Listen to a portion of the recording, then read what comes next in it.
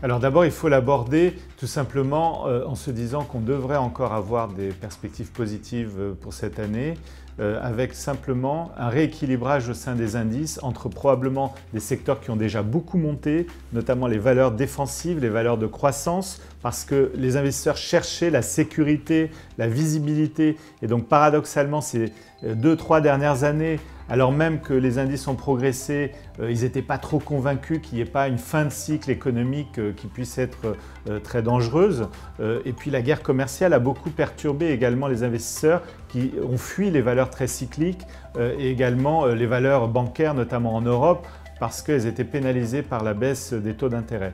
Donc on a aujourd'hui effectivement des taux d'intérêt très bas, on a des valeurs cycliques qui ont probablement pour la plupart atteint un petit peu leur point bas également, et donc on pense que la hausse devrait se faire avec un meilleur équilibre entre les différents secteurs de la cote, et donc des secteurs plus cycliques devraient offrir de belles perspectives pour l'année 2020.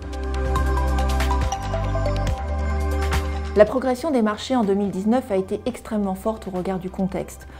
Ralentissement cyclique manufacturier et tensions politiques. 2020 sera différente. Nous anticipons une accélération de l'activité manufacturière industrielle et une stabilisation de l'économie globale. Le contexte de taux sera donc en légère remontée.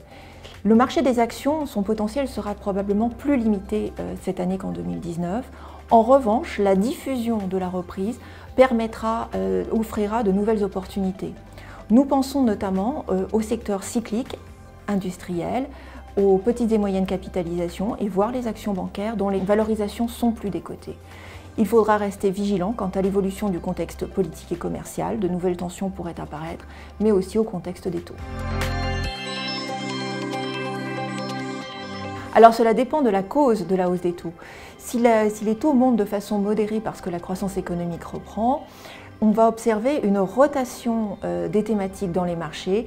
On passe des valeurs défensives vers les valeurs plus cycliques. En revanche, si les taux montent de façon brutale, c'est de nature à créer un choc sur les marchés d'actions et on peut avoir une correction au moins momentanée de ces dernières.